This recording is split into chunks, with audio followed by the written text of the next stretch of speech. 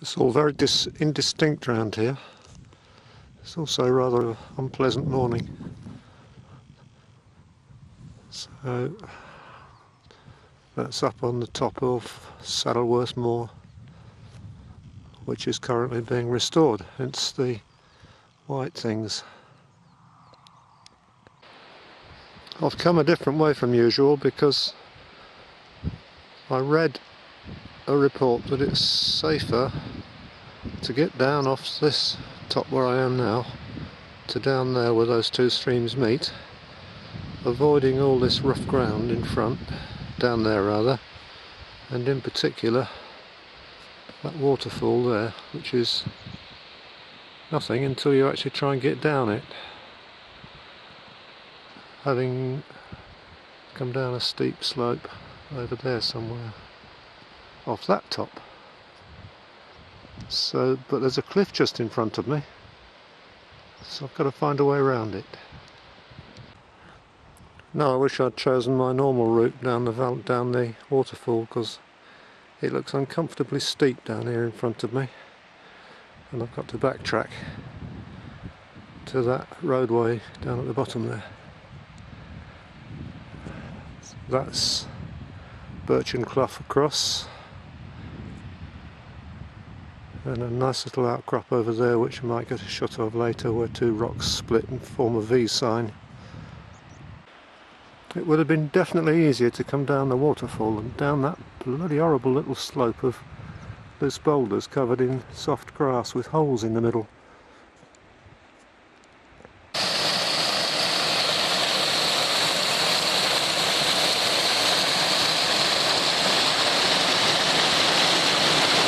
That's the cliff I wanted to avoid, and that is horrendously difficult little bit of ground. And we'll walk down that valley as far as it goes.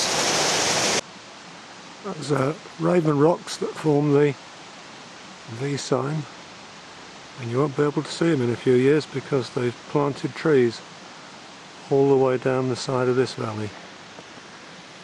So that's going to wreck the view for me, and well, I won't be around, I suppose. And that's a nice stream down there, got some nice pools in it. It's too acid for fish. That's one of the nicest pools. It's not up to Samoan standards, but it's still nice. And there must have been a bridge across there at some stage many years ago. Need a better view of the V sign.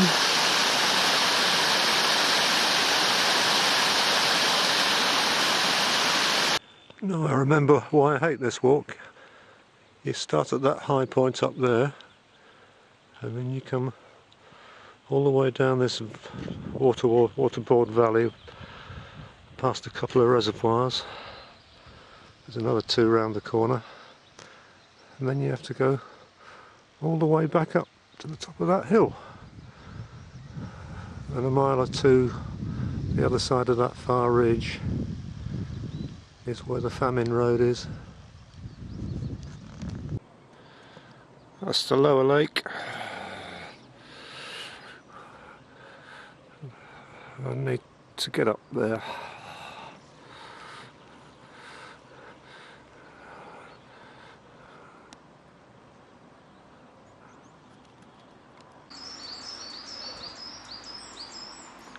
About 200 steps up through the wood there.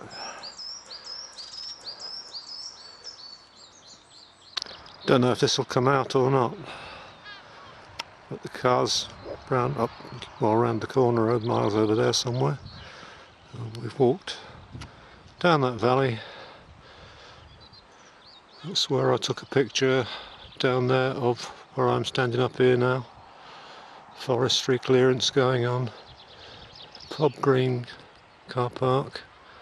Dovestones Reservoir.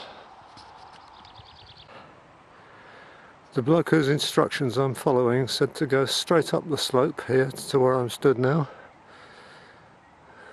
He was a fucking useless route finder. It was murderously steep, and all that was to avoid having to go round the side of the hill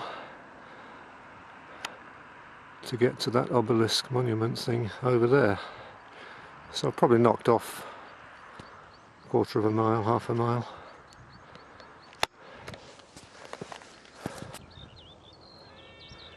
Well, that's Manchester Way, Oldham, Manchester, Rochdale down there in the filth. And this valley down here is Saddleworth, Staley Bridge. I think that's Staley Bridge that you can just see in the mist. The other end of the Standedge Tunnel. And that's probably where the people who built the Famine Road would have been starting from, that village. And then we'll get to it soon. It's looking a bit dark and nasty at the moment. I'd have thought that during the famine caused by a shortage of cotton, they'd have been better off coming up here and picking some of this acres and acres of cotton grass rather than digging a bloody road. Must be that it's the wrong kind of grass, wrong kind of cotton. Okay, this is the first sighting of the Famine Road. That looks as though it's got a bit of a foundation actually. You can make that long straight ditch running down there. That's the dike, so the road is the raised up part. There's the road coming up. There's nowhere here on these moors, no rivers, streams or lakes, apart from modern reservoirs where you could get anything to drink. So I tell myself that this little area here was a little bit of a, like a refreshment centre or something where you could perhaps supply the workers with some food, probably gruely soup and water that would have been carried. In parts like here, the road is just the one dirty great trench thrown up onto the left hand side, I think. It goes on for a long way. You can't see a left hand trench, but further on we'll see where there's a trench on both sides. That's probably when the women came to help out. That's the trench, the road's up there, then there's been a storm or something's gone through here and washed the road away. That's my stick there. And that's the road again up there, so you get an idea of how much peat they had to move. So that's looking over towards Marsden Moor that got burnt 2 weeks ago by vandals. And just to prove this is a grass moor, that was a grouse you heard. And that's some grit that's put down by the keepers, gamekeepers, for the grouse to eat, to help them digest the heather that they put into their craws. We're close up to some conservation work. They spread those rolls of kind of meshing, I think it might be impregnated with seeds of something, straight across the moor for a mile or two, 3.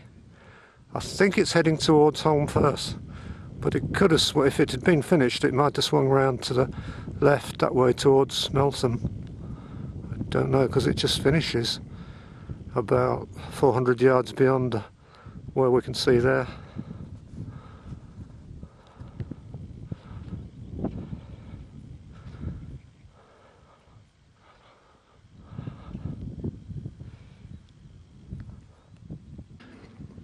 I think this is where the women started to get involved, or they'd got better at the job, because there's a big trench, then there's this big flat bit in the middle which is the road, and then the other side, the other big trench down there.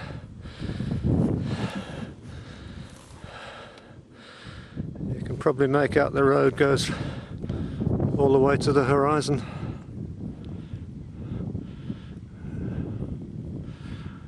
There it goes. What a job. It's sun shining now. Then it just abruptly ends here at the Pennine Way, which most people just walk past, having left their car down there, don't even realise it's here. There it is.